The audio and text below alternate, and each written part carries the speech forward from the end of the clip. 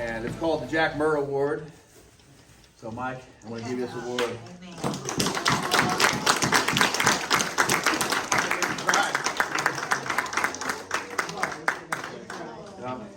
I want to tell you a little bit about Mike's journey. I'm going to tell you where I met Mike, and I'm going to give a little bit of advice if you're ever going to do what I did. Mike's mom called me and said, "Can you go pick up my son from jail?" And I go to the parking lot. And as I'm sitting in the parking lot, I'm having this revelation that I probably should have asked her what he looks like.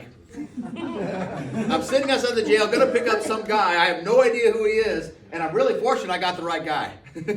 Any other guy said, "Well, yeah, Mike." And I would have brought him, and I would have been, who knows what would have happened. But Mike came in, he did our forging, we call it forging past the felony. He's going to talk a little bit about that. Back then we called it getting ahead when getting out. And we had a whole program that went with that, connected with Bridges Out of Poverty. And he's going to actually talk a little bit about his support of that program in the future. So, Mike, you want to tell him about your journey? I just want to tell him how I met you. Beyond that, he's come a long way. All right. I have anxiety and depression, so when I get choked up a lot, I cry. Okay. I hate it. That's why I used to self-medicate. I got 3 years sober on Thanksgiving. All right. The first thing I want to say is I was sitting here like 5 years ago, and I hated these meetings where people come up and they talk about pray and God and all this, and I'm like, what do these people know about where I've been? Okay, and let me back up and tell you a little story. This guy's out on a boat. He's out kayaking near Hawaii, right? And he's on a kayak, and a wave comes over, knocks over his kayak. So now he's out in the ocean, and he's like, "Please, God, save me," right? And another kayaker comes by, and he's like, "We can help you." He's like, "No, God will save me." Right? So the other kayaker leaves, and then a ship comes by. He's like, "We can save you." He's like, "No, God will save me." He's like, "Please, God, save me." So the ship leaves. Then the Coast Guard comes by. He's like, "We're going to save you." He's like, "No, God will save me." He's like, "Please, God, save me." Well, he drowns. He dies. He goes to heaven. And he's like, "I was praying to you to save me. What happened?" And God says, "I sent you a kayaker, a ship, and a helicopter. What more do you want me to do?" So 5 years ago, I was here. And I moved into my apartment across the street from the library, October. Something like that. And Rich was like, "Maybe you should pay off your fines first." And I was like, "No, I'm not doing that. I got I had a job at UNARCO. They pay pretty good, get a lot of hours. I mean, they don't pay that. They pay all right."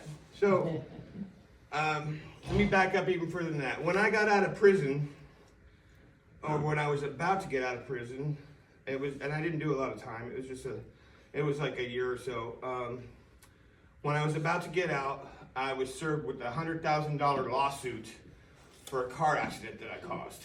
So here I am going to be trying to get my life back together. I got restitution and fines, and going to be on an ankle monitor.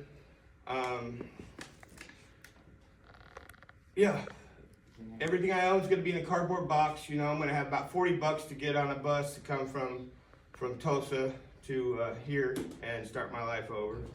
And it looked like I'm never gonna get out of this. I'm never gonna get through this. Just looking at the whole big picture of it, there's no way I'm gonna survive this, right? Well, everything I've ever said that I wasn't gonna survive, obviously I've survived because I'm standing here talking to you today. And I'm coming off a record year, absolutely record year. So I got my commercial driver's license back, I got my union card back, and I've been working in a trade that I lost 8 years ago that I thought was gone forever, that I was never going to get back in, making money that I never expected would be as good in Arizona as it is, okay?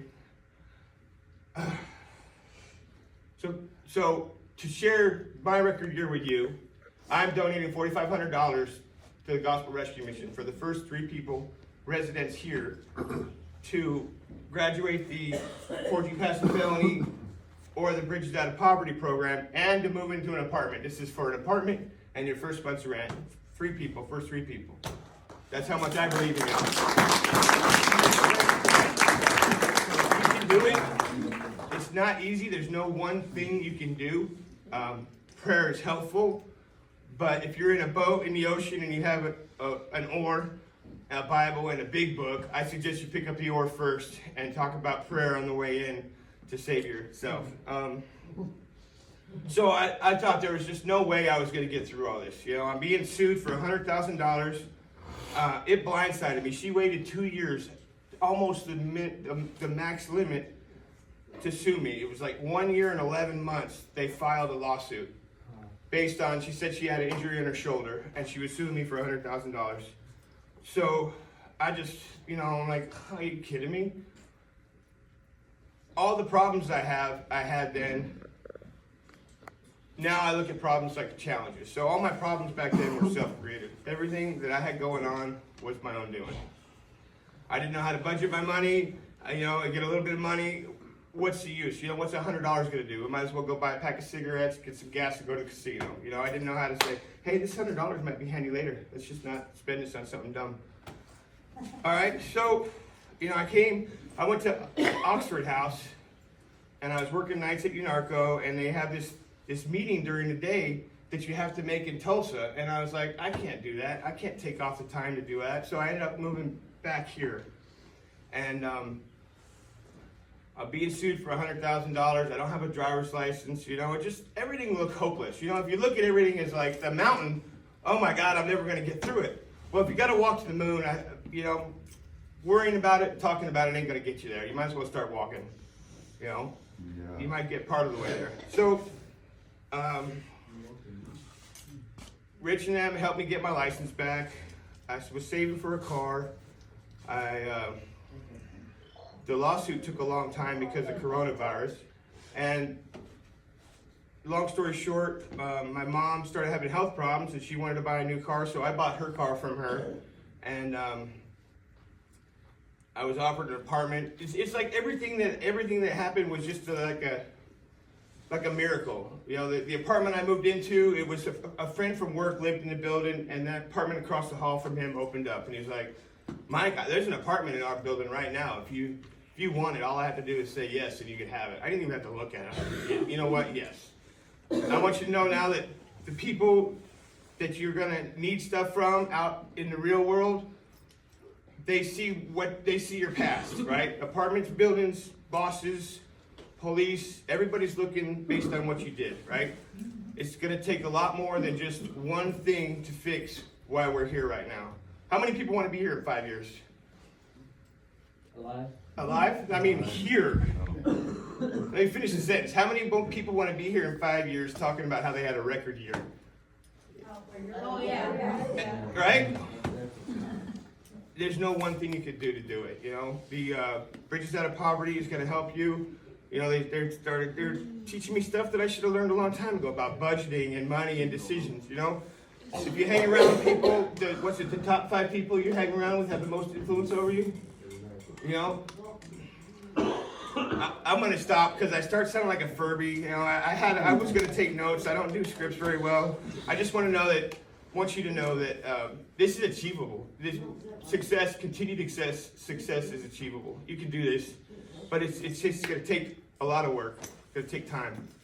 And, you know, don't give up. Don't think 6 months down the road, you're like, oh yeah, I got this. I got an apartment. I got a job. I mean, do this, do that, whatever. You know, it's going to take years to really understand why you're doing this right now. And I know this is not the most ideal place to be for the holidays, but to stay out of here, you got to do everything right. You really do. Prayer helps. Good decisions help. Sobriety helps. And that's about it, really. I just want you to know that I believe in you and you can do it. And don't quit before you're done. Don't think you got it before you're done. You don't win. I'm not going to win until I die sober. You know, it's constant work. You know, driving here, you know, just getting into Oklahoma, I felt that queasy feeling in my stomach when I used to go get dope. You know, that like, oh, let's go to Tulsa. No, we're not going to Tulsa. We're staying on 40. You're not going to go up to Tulsa because I drove here from Arizona to talk to y'all.